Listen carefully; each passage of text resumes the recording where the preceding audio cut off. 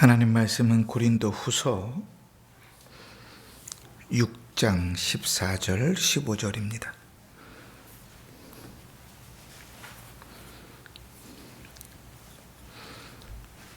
제가 봉독합니다. 너희는 믿지 않는 자와 멍에를 함께 매지 말라.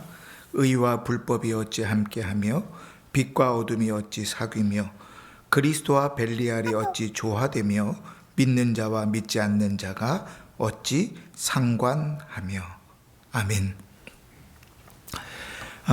오늘은 결혼과 이혼에 대해서입니다. 우리 원래는 23장 국가와 위정자를 다루어야 되는데 저 뒤에 가면 교회와 공의를 다루는 부분이 있거든요. 그 앞에서 함께 다루고 좀 넘어가면 좋겠다 싶습니다. 그래서 뒤로 뺐고 이제 오늘은 결혼과 이혼입니다. 요즘같이 어저께 오전까지만 해도 계속 고민을 했어요. 요즘 같은 시대에 국가와 위정자를 좀 다뤄야 되지 않을까.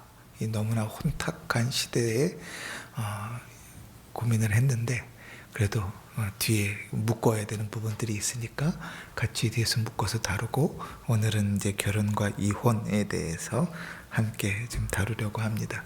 여기 이제 결혼과 관계없는 분들이 꽤 많이 계셔서 이 시간에 나하고는 상관없구나, 그리고 주무시지 마시고 하나님 말씀을 배우는 거니까 우리에게 필요한 부분이고 나에게뿐만 아니라 또 내가 자녀들을 그렇게 가르쳐야 되는 부분이고 또 이 말씀에 비추어서 내가 그렇게 못 산 부분들이 있다면 또 하나님 앞에 회개하며 나가야 될 부분이니까 우리의 모습들을 잘 살필 수 있기를 바랍니다. 자, 가톨릭에서는 성례가 몇 개죠? 저를 보세요. 이게 꼭 다들 이게 대답을 못할 것 같으면 눈을 돌리고 딴 데를 보는데 옛날에 우리 학교 다닐 때 선생님은 꼭 그런 애들만 일으켜 세워갖고 답을 시켰거든요. 그러니까 맨날 다 틀리는 사람밖에 없었어요. 자, 그럼 우리는 성례가 몇 가지입니까? 우리는 성례가 몇 개죠? 네? 3가지? 2가지? 1가지? 그렇죠. 자, 역시 수준이 있으신 교회예요. 우리는 성례가 2가지라고 얘기합니다. 성례라는 것, 거룩한 예식이라는 것은 그리스도께서 친히 제정하신 것이어야 하는데 그 거룩한 예식, 성례는 크게 성경이 2가지밖에 없다. 첫 번째는 우리가 오늘 함께 했던 성찬이고 두 번째는 세례죠. 그죠? 세례와 성찬이 우리에게는 그리스도께서 제정하신 유일한 성례이다. 그래요. 그러니까 우리는 2개밖에 없다고 얘기하는데 꼭 그 옆 동네 저쪽 동네는 7개라고 바둑바둑 우겨요. 7개다. 성경이 어디 있느냐. 그래도 7개다. 이렇게 우기는데 그 7개 중에 하나가 결혼입니다. 결혼. 그 천주교에서는 원래 제대로 된 천주교인은 낙태 안 되죠. 그죠? 이혼 안 됩니다. 결혼은 성례이기 때문에 거룩한 예식이어서 함부로 할 수 없어요.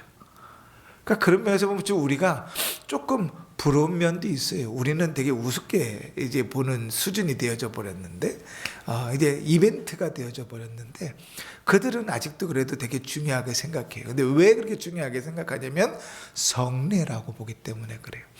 결혼식 자체가 성찬, 세례와 같은 성례이니까 결혼을 했는데 사람이 이혼을 해? 그런 일은 있을 수 없다. 이렇게 보는 거예요. 그러나 우리는 결혼을 성례로 보지 않습니다. 성례는 오직 몇 가지만 있어요? 2가지만 있어요. 세례와 성찬만 그리스도께서 제정하신 성례입니다.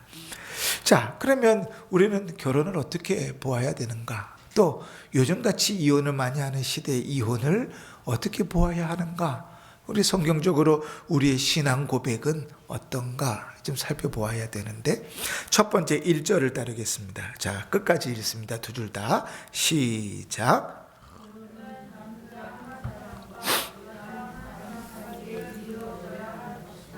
한 남자가 한 명 이상의 여자를 두는 것이 불법한 일이고 한 여자로서 한 명 이상의 남자를 두는 것도 마찬가지다. 결혼은 누가 하는 것인가? 한 남자와 한 여자가 하는 것이다. 이게 대단히 중요한 이야기입니다. 한 남자, 그러면 한 남자와 한 여자가 하지, 뭐 한 여자와 한 여자가 하나? 그렇죠. 요즘 세대가 그렇게 흘러가요. 여러분 드라마를 보세요. 한번 요즘 하는 드라마를 하나도 빠지지 말고 모든 드라마를 한번 다 봐보십시오. 거의 85% 이상이 거기 동성연애가 다 붙어 있습니다. 여러분 손주들이 이제 저하고 결혼할 애예요. 그리고 여자를 데려올 수도 있어요. 남자를 데려올 수도 있다고. 누가요? 남자가, 여자가. 그럴 수 있는 시대가 됐어요. 이미 미국의 장로교회는 PCUSA라고 하는 이제 미국의 장로교회는 이 부분도 바꿨어요. 그래서 결혼은 전통적으로 남자와 여자가 이렇게 바꿔놨어요. 그러니까 그들의 입장에서는 남자와 여자가 결혼하는 것은 전통적인 거예요. 그러면 현대적으로는 누구도 할 수 있어요? 남자와 남자도 결혼할 수 있고 여자와 여자도 결혼할 수 있다. 그들은 그렇게 정해요. 교회도 이렇게 그렇게 돼버렸어요. 심각한 문제입니다. 그런데 성경은 우리에게 어떻게 가르치는가?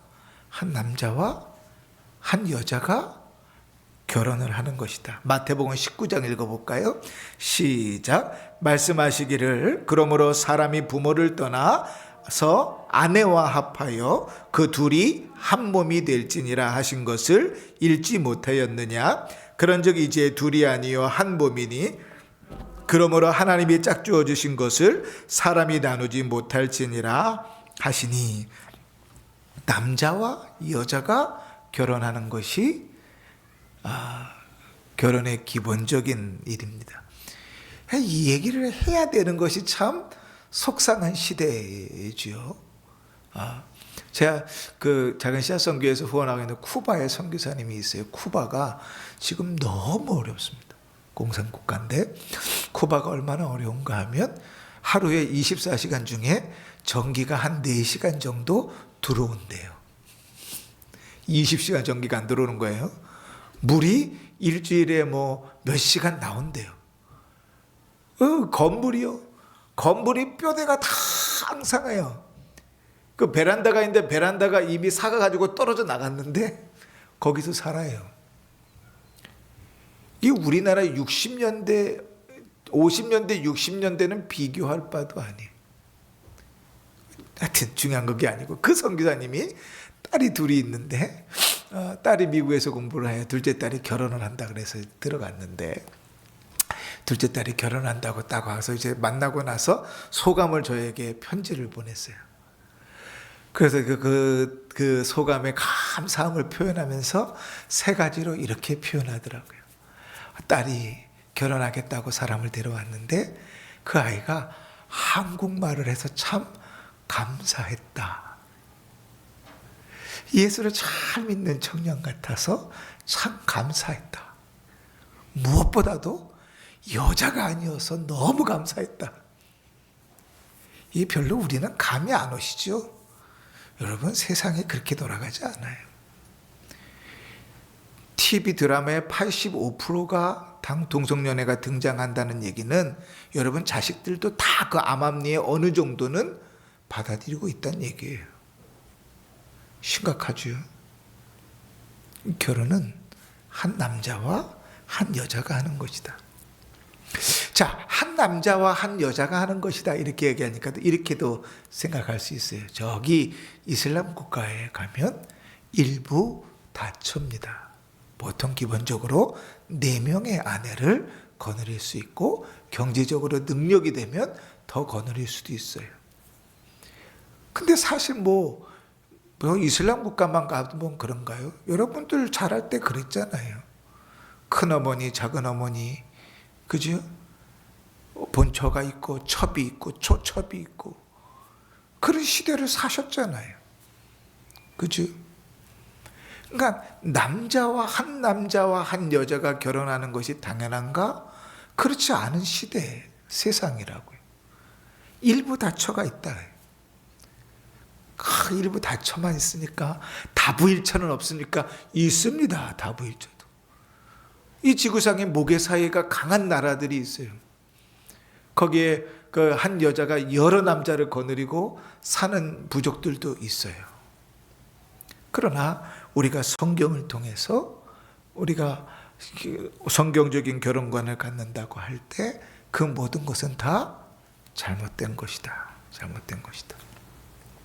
자, 그러면 우리가 이렇게 질문을 던질 수 있잖아요. 조금 이제 생각을 하면 특히 청년들한테는 이런 질문이 던져집니다. 그 야곱은 정말 신앙이 없는 놈이네요. 이 부인이 몇 명이에요? 4명이죠. 그죠? 그나마 지조가 있는 건 아브라함밖에 없어요. 그지? 아니, 성경에 나오는 사람들 다 일부 다처잖아요. 그게 무슨 성경적입니까? 어떻게 대답해야 될까요? 하나님께서 내신 사람을 지으시고 가정을 이룰 때 원래 원리는 창세기에 나와 있는 대로 한 남자와 한 여자가 결혼하여 가정을 이루는 것이 원리인데, 인류가 시작하면서 하나님은 몇 명의 사람으로 시작했죠?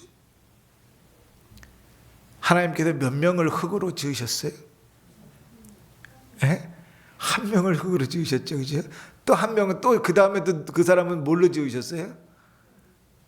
그죠? 갈빗대를 갖고 지으셨죠. 하여간 하나님께서 손수 지은 사람은 몇 명이에요? 둘이요, 둘. 근데 지금 지구상의 인구가 몇 명이에요? 60억 정도 한대요. 60억 정도 한대요. 2명을 지었는데 2명으로부터 난 인구가 60억이라고요. 하나님께서 이제 처음, 하나님이 원하시는 원리는 아니라 할지라도 하나님이 내신 법칙 안에서 두 사람을 통하여 인류가 번성하기 위해서 잠정적으로 그때는 놓아두셨을지라도 그것은 하나님의 법칙이 아니다. 성경이 우리에게 가르치는 결혼의 법칙은 아니다. 이따 이혼 얘기도 하고 재혼 얘기도 하겠지만 이 한 사람과 한 남자와 한 여자가 결혼하는 것이 가정이다. 2절을 읽습니다. 시작. 결혼의 목적은 부부간에 서로 돕기 위한 것이고 인류의 합법적인 본성에 따라 교회로서는 경건한 자손들을 증가시키기 위한 것이며 3. 불결과 문란을 막기 위한 것이다. 자, 그럼 결혼을 왜 하는가? 결혼을 왜 하는가? 이렇게 물어볼까요? 여러분 결혼 왜 하셨어요? 뭐 너무 오래돼서 기억이 안 나요? 결혼을 왜 하셨나요? 젊은이들한테 물어보면 이렇게 대답하겠죠. 사랑하니까요. 그 사랑하니까 헤어지기 싫어서요. 그것이 결혼의 목적이 되면 장담하건대 3년 안에 다 헤어집니다. 사랑하는 그 지금 뜨거운 도파민이 막 올라오는 그 감정은 오래가지 않아요. 성경이 우리에게 결혼의 목적을 뭐라고 이야기하는가 3가지를 가르치는데, 첫 번째로 결혼의 목적이 부부간에 서로 돕기 위한 것이다. 그 좋은 배우자가 누군가? 성경은 기본적으로 배우자를 정할 때 신자를 이야기하죠. 뒤에 나옵니다. 그건 좋은 배우자가 누군가? 좋은 배우자는 잘 도와줄 수 있고 또 잘 도움을 받을 수 있는 사람이 좋은 배우자예요. 왜요? 하나님께서 하와를 만드셨을 때 돕는 배필로 지으셨거든. 그러니까 부부라는 것의 첫 번째 목적은 뭔가? 서로 도우는 거예요. 서로 도와서 사람이 되어가고 서로 도와서 맡겨진 일들을 하고 서로 도와서 하나님의 나라를 세워가는 일을 하도록 주님께서 부부를 허락하신 거예요. 그러니까 아담이 홀로 있는 것이 좋지 못해서 하와를 지으셨다라고 얘기했을 때 하나님 창조 목적이 아담 혼자만 두시는 것은 아니었던 거예요. 서로 돕도록. 뭐 돕는 매필이 없으신 분들은 재미가 없으시죠? 그죠? 서로 돕도록. 그게 첫 번째 목적이다. 그러니 서로 도와서 서로 하나 되고 가정을 이뤄가고 또 하나님 나라를 이루어가는 것이 부부에게 주어져 있는 첫 번째 목적이에요. 성경이 가르치는. 그러니까 우리 한번 돌아보십시오. 서로 돕는 일들을 잘했는가? 남편을 잘 도왔는가? 아내를 잘 도왔는가? 남편의 도움을 잘 받았는가? 아내의 도움을 잘 받았는가? 여기서부터 우리가 배우자를 위해서 뭘 기도해야 될지가 나오죠. 그치? 두 번째는 뭔가 하면 인류의 합법적인 본성을 따라 교회로서는 경건한 자손들을 증가시키는 것이다. 요즘 젊은이들에게 이런 얘기를 하면 돌 맞아 죽을지도 몰라요. 아니 결혼의 목적이 출산이라니요. 이런 동물적인 이야기가 어딨나요? 하나님께서 아담과 하와를 만드시고 사람을 인류를 다 만들어 창조를 다 끝내신 다음에 하나님께서 복을 주시며 제일 먼저 뭐라고 얘기하시죠? 생육하고 번성하여 땅에 충만하라. 하나님이 주셨던 기본적인 복이 뭐예요? 생육하고 번성하는 거예요. 그 자녀를 낳는 것은 복이에요. 복. 그러니까 우리는 그것을 너무나 쉽게 생각해요. 내가 무슨 애 낳는 기계냐? 그러면서 거부하죠. 그래서는 안 돼요. 그것은 하나님께서 가정에 허락하신 이유가 아니에요. 가정을 통해서만 하나님께서는 그 일들을 이루세요. 그죠? 그래서 출산을 통해서 특히 믿음의 가정 같은 경우에는 경건한 자녀들이 또 그 가정 가운데서 세워져 나가죠. 그렇게 생각하면 자녀가 결혼의 기준이라 이렇게 생각하면요. 좋은 아버지, 좋은 어머니가 되는 것은 좋은 배우자를 찾는 것과 마찬가지. 여러분 좋은 아버지인 것 같습니까? 혹은 좋은 어머니였던 것 같습니까? 여러분 어떻게 생각하세요? 자녀들에게 점수 매기라 그러면 몇 점이나 맞을 자신이 있으세요? 저는 솔직히 50점도 맞을 자신이 없어요. 나름대로 정신 차리고 나서 정말 애쓰고 힘썼는데도 늘 제가 부족한 게 보이거든.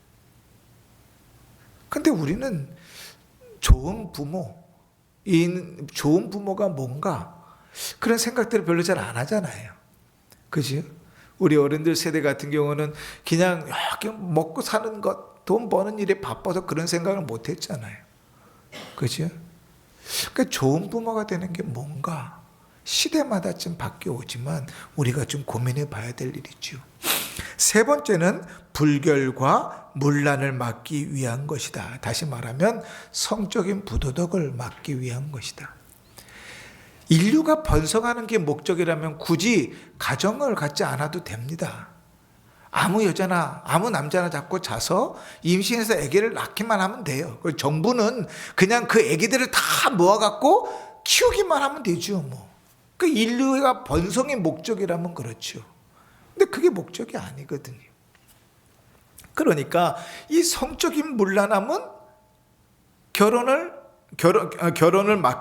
성적인 문란함을 막기 위해서 결혼이 필요한 것이라. 성경은요 참 재미있어요. 우리의 거룩함을 이야기할 때 늘 음란을 이야기합니다. 거룩함과 우리의 성생활이 연결되어져 있어요. 가정의 성이, 부부간의 성이 거룩함과 연결되어져 있어요. 희한하죠. 하나님은요 하나님과 백성의 관계를 이야기할 때 부부의 관계로 표현하세요. 내가 너와 결혼했다, 내가 내 아내가 되었다, 내가 너의 남편이다 이렇게 표현하세요. 그러니까 그 신비를 귀하게 여기지 않으면 그 사람이 거룩하고 경건한 삶으로 살아갈 수 있을까? 여기는 의문이 담기는 거죠. 특히 이 우리의 삶 가운데서 성경, 특히 고린도전서 6장 같은 경우에는 우리의 몸을 거룩하게 구별하라 이렇게 얘기하면서 우리의 몸을 창기 육체로 만들지 말아라. 내 몸으로 죄를 짓지 말아라. 그렇게 이야기해요. 그러니까 성적인 것들은 늘 우리의 거룩과 연결되어져 있어요. 3절을 함께 읽을까요? 시작.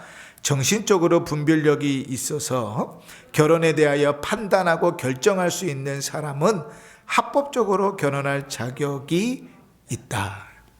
자, 결혼은 판단력으로 결정할 수 있는 사람이 해야 됩니다. 다른 말로 하면 지적장애인들 같은 경우에 현저하게 판단력이 떨어지는 사람들 있잖아요. 남편의 아내를 책임질 수 없는 그런 지적장애인들, 결혼시키면 안 돼요. 가정이, 하나님께서 가정을 허락하셨을 때 가정에 요구하시는 바들이 이루어질 수 없어요. 단순히 뭐만 되냐면 성적인 처리의 대상밖에 되지 않아요. 서로가 서로에게.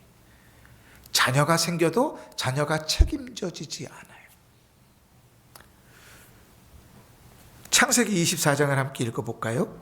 시작. 그들이 이르되 우리가 소녀를 불러 그들에게 물으라 하고 리브가를 불러 그에게 이르되 내가 이 사람과 함께 가려느냐? 그가 대답하되 가겠나이다. 우리나라하고도 좀 비슷하죠. 중매 결혼한다 그러잖아요. 잘 모르는 사람과 결혼한다 그럴 때 우리가요, 자녀의 의사를 무시하고 결혼시키는 경우는 없죠. 그죠? 이제 아브라함이 자기 아들 이삭을 결혼시키기 위해서 종을 보내는데 그 과정 속에서도 리브가에게 의사를 묻습니다. 이 사람을 따라가서 그와 결혼하겠는가? 그리고 그가 그것에 대해서 판단하고 결정했으면 결정에 대한 책임을 져야 돼요. 책임. 점점 재미가 없어져 가는 것 같아요. 자, 그러나 붙어 있습니다. 시작. 그러나 결혼 상대에 대한 선택에는 다음 몇 가지가 지켜져야 한다. 결혼 배우자에 대한 성경이 가르치는 조건입니다. 첫 번째, 기독신자는 기독신자와 결혼해야 되는데 특별히 개혁신앙의 소유자는 불신자나 천주교 신자나 기타 우상교도와 결혼할 수 없다. 우리가 제일 시험에 많이 드는 경우가 이거죠. 자녀가 결혼을 하겠다고 사람을 데려왔는데 사람은 참 좋고 괜찮은데 신앙이 없어. 그러면 신앙 있는 부모는 결혼을 막아야 돼요. 옛날에는 목사님 주례를 안 했어요. 그러니까 교회에서 인정하지 않았어요. 그러니까 지금 그러면 교회 떠나겠죠. 제가 안 믿는 수민이가 안 믿는 남자를 데려와서 결혼하겠다 그러면 나는 목사로서 안 된다. 그러면 떠나버리겠죠. 그러니까 우리가 자녀들을 그렇게 키운 거죠. 신앙으로 못 키운 거예요. 신앙으로. 그러니까 성경이 우리에게 가르치는 아주 기본적이고 명확한 답은 뭐냐면 믿지 않는 자와 결혼시키지 말아라. 불신자, 천주교 신자. 이 신앙 고백서가 지어질 때만 해도 천주교 신자는 지금도 우리는 그렇게 보지만 이단입니다. 그러니까 천주교 신자 그리고 이방 우상교도들 그들과 결혼하면 안 된다. 결혼을 허락하면 안 된다고요. 그럼 적어도 어떻게 결혼을 해야 되느냐? 적어도 그가 결혼을 하겠다고 온 그 당사자 그가 1년 이상 신앙생활 교회에 출석해서 공적인 신앙의 고백인 세례를 받고 나서야 결혼이 허락되는 거예요. 세례 까짓 거 1년 동안 버티지 뭐. 그리고 결혼하고 안 나오잖아요. 근데 여러분 그렇게 되면 신앙을 버려요. 무서운 얘기죠. 신앙을 버려요. 성경은 우리에게 이렇게 가르칩니다. 고린도후서 6장 14절 15절에 너희는 믿지 않는 자와 멍에를 함께 매지 말라. 의와 불법이 어찌 함께하며 빛과 어두움이 어찌 사귀며 그리스도와 벨리알이 어찌 조화되며 믿는 자와 믿지 않는 자가 어찌 상관하며. 그러니까 신앙을 중요하게 여기지 않으면 얼마든지 결혼할 수 있고 결혼시킬 수 있죠. 차라리 혼자 살아라.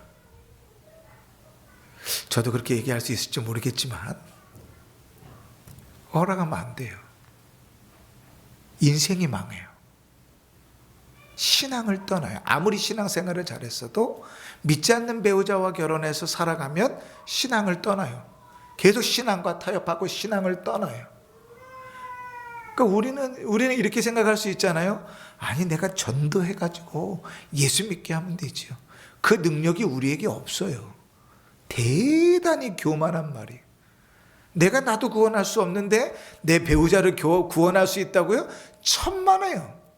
창세전에 그리스도께서 택하신 자인데 내가 내 능력으로 구원할 수 없어요. 그건 불가능한 일이에요. 증거를 보기 전에는 결혼하면 안 돼요. 우리 신앙을 다 깎아먹고 계속 신앙을 내주고 그 길로 걸어가게 돼요. 고린도전서 7장에 보면 불신 남편과 결혼한 경우가 나옵니다. 그런데 이 부분은 좀 이렇게 이해하면 좋을 것 같아요. 신앙을 가지기 전에, 예수를 믿기 전에, 그런데 결혼을 해서 살았는데 내가 예수를 믿게 됐어요. 예수를 믿고 나니까 남편이 혹은 아내가 예수를 안 믿으니까 계속 핍박하는 거예요. 그죠? 그럴 때 어떻게 하라고요? 이혼해서 갖다 버리지 말고 그를 위하여 기도하며 믿음의 본을 보이며 그에게 복음을 전해라. 고린도전서 7장 얘기는 그런 이야기예요. 믿지 않는 사람을 데리고 와서 내가 결혼해가지고 내가 구원받게 하겠다? 어려워요. 쉽지 않은 일이지요. 쉽지 않은 일입니다. 그러나 여러분, 적어도 신자와 결혼해야 된다. 이 원칙은 명확하게 가지셔야 돼요. 그것이 없으면 영혼이 망해요. 영혼이. 아무것도 아니고 이 땅에서요 잘 살 수 있어요. 100평짜리 200평짜리 집 사가지고 화장실 3개 4개 있는 아파트에서 떵떵거리며 잘 살 수 있어요. 그럼 뭐예요? 지옥 가면 끝인데. 그죠? 그러니까 성경은 원초적으로 그것을 막는 거예요. 그뿐만 아니라 그렇게 결혼을 하면 이 신앙이라는 것은 기본적인 생각의 가치관이거든요. 그 가치관이 다르면 대화가 안 돼요. 그 다음부터는 대화가 안 돼요. 부부간에 나는 기독교 신앙을 갖고 있고 이 사람은 불교 신앙을 가지고 있어요. 서로 배려가 해서 대화가 될 것 같은데 기본적인 출발점이 다르면 대화가 안 돼요. 그럼 계속 싸워요. 불화가 일어요. 문제가 생겨요. 신앙을 떠나고 문제가 생기고, 성경은 우리에게 믿지 않는 자와 결혼해서 주는 유익을 한 가지도 얘기하지 않아요. 기본적인 전제예요. 불신자와 믿지 않는 자와 멍에를 함께 매지 말아라. 우리에게 이런 경우들이 있을 때, 이런 도전들이 있을 때 정말 마음을 내려놓고 통회하며 기도해야 돼요. 그 영혼을 위해서 정말 간절히 기도해야 돼요. 이미 결혼을 했으면 어쩔 수 없잖아요. 그러면 금식하면서 매달려 기도해요. 하나님 그 영혼 살려달라고 기도해요. 그 방법밖에 없어요. 이혼시킬 거예요? 이혼하실 거예요? 방법 없잖아요. 그죠? 그러면 붙들고 기도하는 수밖에 없죠. 이미 우리의 불신이, 우리의 신앙 없음이 그렇게 일을 다 벌려놔서 그런 상황이 되어져 버렸으면 그건 돌이킬 수 없잖아요. 그럼 그 다음부터는 통회하고 자복하고 영혼을 위해서 울며 기도하는 수밖에는 방법이 없어요. 아직 그 길을 가지 않았으면 말씀의 가르침을 받고, 이미 죄를 지었으면 통회하고 자복하는 일밖에는 방법이 없어요. 그러니까 우리 성도님들에게 그런 좀 간절함이 좀 있으면 좋겠어요. 그 말씀을 따라, 신앙을 따라 사는 간절함이 있으면 좋겠다 싶어요. 2번을 제가 읽습니다. 경건한 자로서는 극히 두드러지는 사악한 생활을 하던 자이든지 멸망받을 만한 이단을 주장하는 자로서 더불어 결혼할 수 없다. 그런 잘못된 결혼은 서로 받지 않는 처지에서 한 멍에를 매는 것, 불행을 초래하게 된다. 우리의 신앙의 고백은 한마디로 그건 불행이라고 표현해요. 결혼은 뭐 하려고 해요? 행복하려고 하는데 성경은 뭐라고 정의해요? 시작부터? 그럼 불행이라고 정의해요. 자, 4절을 읽겠습니다. 시작. 혈연관계가 서로 가까운 남녀는 결혼할 수 없다. 그 이유는 그런 결혼이 성경에 금지되었기 때문이다. 그런 결혼은 어떤 인간의 법도로도 합법화되지 못하며 쌍방의 동의로도 정당화되지 못한다. 그뿐 아니라 남자나 여자나 그 배우자 측의 어떤 근친과도 결혼할 수 없다. 우리가 아까도 얘기했습니다. 이미 인류가 시작되는 과정들 속에서는 하나님께서 일단 두셨어요. 그러나 성경이 우리에게 원하는 원칙은 아니라 그랬습니다. 그 원칙 중에 하나는 한 남자와 한 여자가 결혼하는 것이고, 두 번째는 혈연관계 가운데서는 결혼하지 말아라. 이것은 단순히 그냥 교회법뿐만 아니라 사회법과도 연결되어져 있어서, 우리나라는 옛날에는 1980년대만 해도 동성동보는 결혼이 금지됐었죠. 지금 일어나세요. 깨셔도 됩니다. 이게 이미 다 결혼하셨으니까 재미가 없으실지는 아는데, 그래도 배우셔야 되지 않겠어요? 그래도 들으셔야 되지 않겠어요? 그치? 80년대까지만 해도 동성동본이 결혼이 금지였죠. 그치? 근데 지금 풀려서 지금은 우리나라 법에는 어디까지 결혼하면 안 됩니까? 8촌까지는 결혼하면 안 됩니다. 그치? 그 혈연이라고 보는 거예요.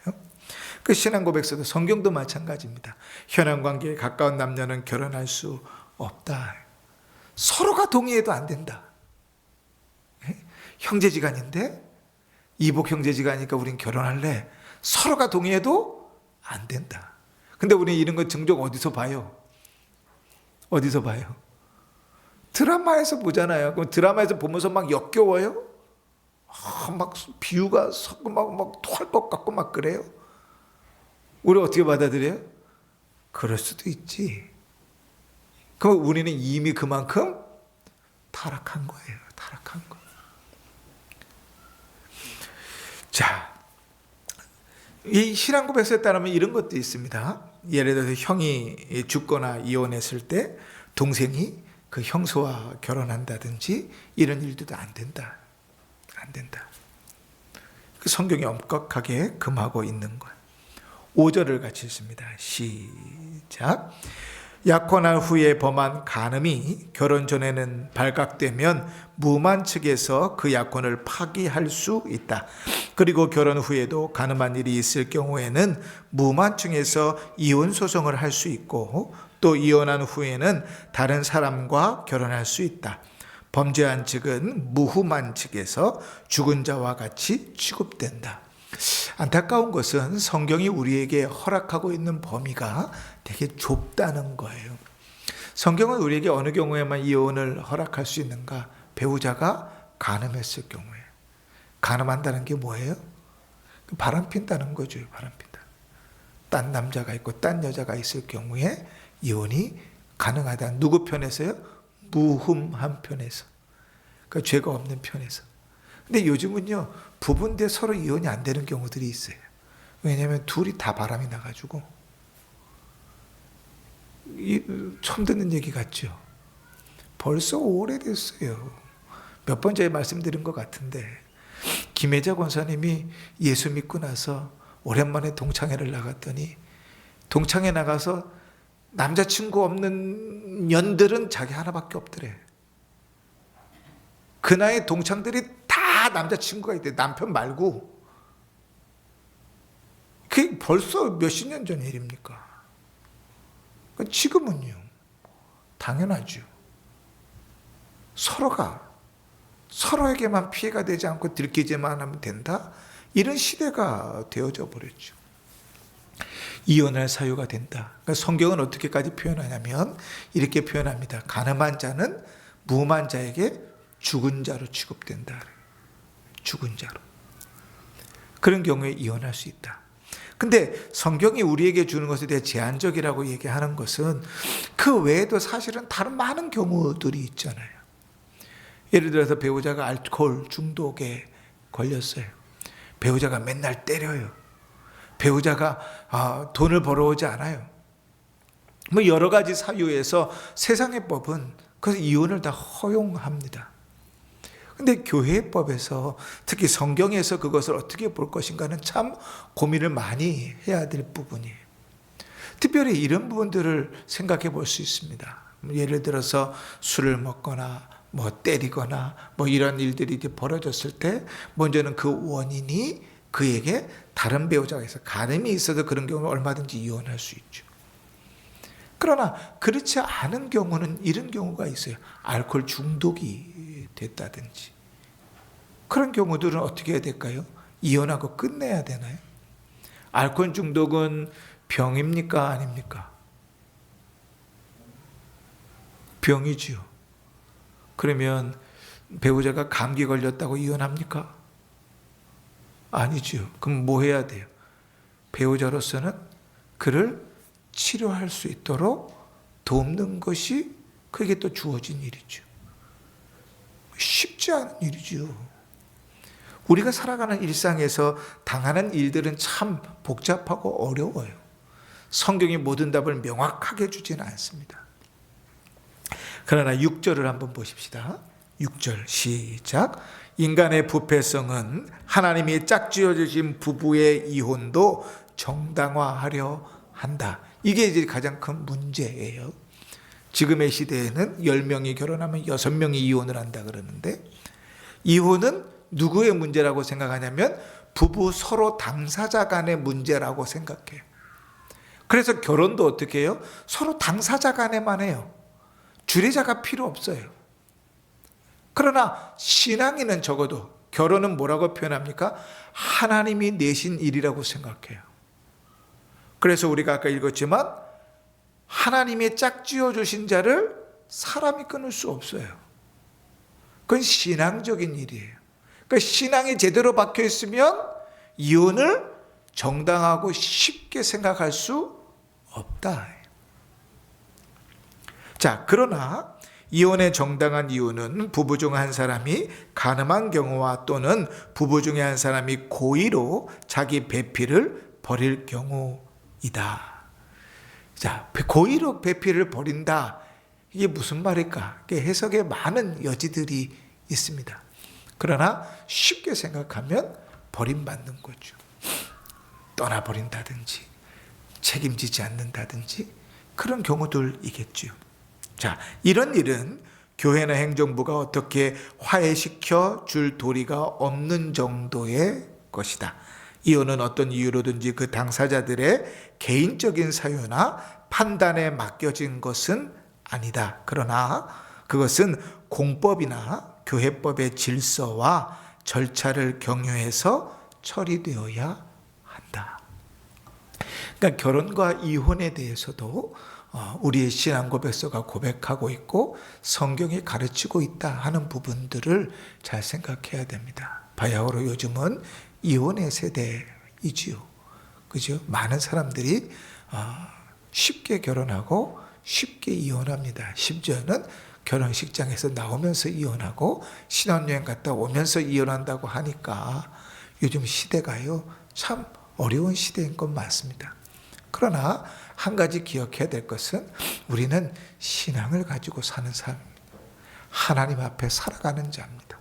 우리의 삶의 기준은 하나님의 말씀에 있습니다. 그러니 어쩔 수 없다라는 핑계로 물러서지 마십시오. 그때는 어쩔 수 없다라는 것으로 스스로 위로하지 마십시오. 신앙은 언제나 우리에게 대가를 책임을 요구합니다.